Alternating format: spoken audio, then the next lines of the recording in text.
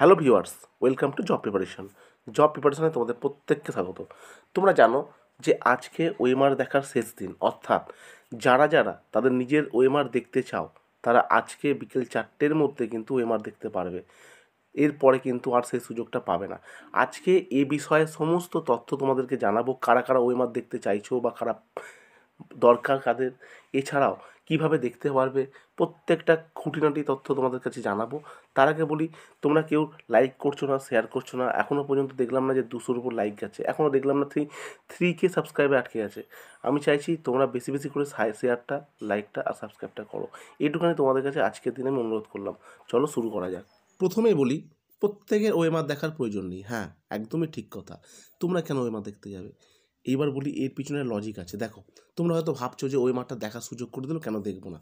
ওএমআরটা দেখার সুযোগ তাদেরকে করে দিয়েছে যারা বিতর্কিতভাবে চাকরি পেয়েছে, অর্থাৎ যাদেরকে আমরা অযোগ্য বলছি তাদের জন্য। ভালো করে ভেবে দেখো, আজ টাইম টেবিলটা বেঁধে দিয়েছে। তোমরা জানো যে 50 লক্ষ পেজ রয়েছে, মানে যারা যারা অ্যাপ্লাই করেছে প্রত্যেকে, যারা পরীক্ষা দিয়েছো, যারা পাস করনি তারাও কিন্তু ওএমআর দেখতে পারবে। অর্থাৎ প্রত্যেকের ওএমআর কিন্তু ওখানে রয়েছে। যারা যারা দেখতে চাইছো তারা দেখতে পারবে। তাদের প্রসেস হচ্ছে কি,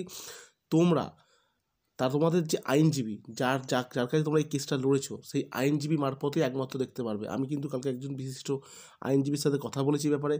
তার নামটা আমি বলতে পারছি না, কারণ ওপেন প্ল্যাটফর্মে এভাবে নাম বলতে বারণ করেছেন। যাই হোক, তিনি আমাকে এটা বলেছেন, কেন দেখতে চাইছো ওএমআরটা, কেন দেখতে চাইছে তোমার ইয়েরা? কারণ হচ্ছে, এই ওএমআরটা তারাই দেখবে যারা জানে যে আমাদের ওএমআরটা ম্যানুপুলেট করে চাকরিটা পেয়েছি আমরা, তারাই দেখতে চাইবে। আরেকটা কথা তোমাদেরকে বলি, ভালো করে ভেবে দেখবে জিনিসটা।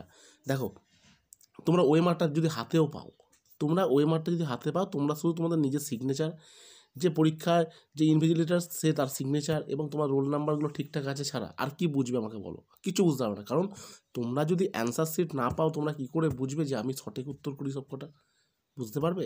কখনো পারবে না। সুতরাং যারা যারা নিজেদেরকে, যারা আমরা জানি প্রত্যেকে আছো, যারা নিজেদের হকের চাকরির দাবিতে লড়াই করছো, তারা নিজেরাও জানো যে তোমাদের ওএমআর ঠিক আছে। সুতরাং তোমাদের ওএমআর দেখার প্রয়োজন নেই। যারা বিতর্কিতভাবে চাকরি পেয়েছো তারাই ওএমআর দেখবে, এবং তারাই ওএমআর দেখার জন্য আজকে হয়তো কলকাতা হাইকোর্টে লাইন দেখাবে। যাই হোক, প্রথমত প্রসেসটা কি, তোমরা তোমাদের আইনজীবীর মাধ্যমে জানবে।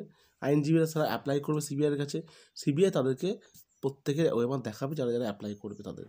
এই ওএমআরটা দেখাচ্ছে তার কারণ একটাই, যাতে পরবর্তীকালে বিতর্কিতভাবে যারা চাকরি পেয়েছে তাদের যদি চাকরি কোনো কারণে চলে যায়, তারা যেন বলতে না পারে যে আমাদের ওএমআর আমাকে দেখানো হয়নি, আমরা আমাদের ওএমআর সম্পর্কে ওয়াকিবল হইনি। সুতরাং তাদের জন্যই কিন্তু এটা দেওয়া, তোমাদের জন্য নয়। তোমরা নিজেরা জেনুইন, তোমরা কেন ওএমআর দেখতে যাবে? তবুও তোমাদের মধ্যে যদি কেউ থেকে থাকো যে আমি ওএমআরে ভুল করেছি কিনা জানতে চাই, তবে তোমরা অতি শীঘ্র, আজকেই কিছুক্ষণের মধ্যেই তোমরা কিন্তু তোমাদের আইনজীবীর সাথে কথা বলে তোমরা কিন্তু নিজেদের ওএমআর দেখো। আর কিন্তু অন্য কোনো রাস্তা নেই যে তুমি সাধারণ মানুষ কিন্তু গিয়ে ওখানে বলবো না স্যার আমাকে ওএমআর দেখান। বুঝলি কি বললাম? আমরা কিন্তু সাধারণভাবে যেতে পারবো না, আইনজীবী মারফতে একমাত্র যেতে হবে। এটাই একটাই রাস্তা। আর মাত্র কিছু মাসের অপেক্ষা, তারপরে কিন্তু এই বিতর্কিতভাবে চাকরি প্রাপ্য যারা চাকরি পেয়েছে তাদের চাকরি চলে যেতে চলেছে। তাদের চাকরি কেউ আটকাতে পারবে না, এটুখানি আমি নিশ্চিতভাবে বলতে পারি। এছাড়াও এটুখানিও বলতে পারি, এদের হয়ে যে আইনজীবীরা লড়ছে, যখন এদের সাথে কথা মিলছে না বিচারপতিদের, তখন কিন্তু এরা বিরোধিতা করছে। তাছাড়া তাদের আর কোনো রাস্তা নেই। সুতরাং ওয়েট করো, অপেক্ষা করো, আর কিছু মাস দেখবে তোমাদের ভালো হতে চলেছে। সবাই তোমরা ভালো থেকো, সুস্থ থেকো। এইভাবে 3K-তে আটকে থাকলে হবে না, অন্তত সাবস্ক্রাইবটা কিন্তু 5K পেরোতে হবে। এইটুখানি লক্ষ্য নিয়ে তোমাদের কাছে আমি কিন্তু আজ দাবি করছি, সবাই ভালো থেকো। Thank you for watching, take care.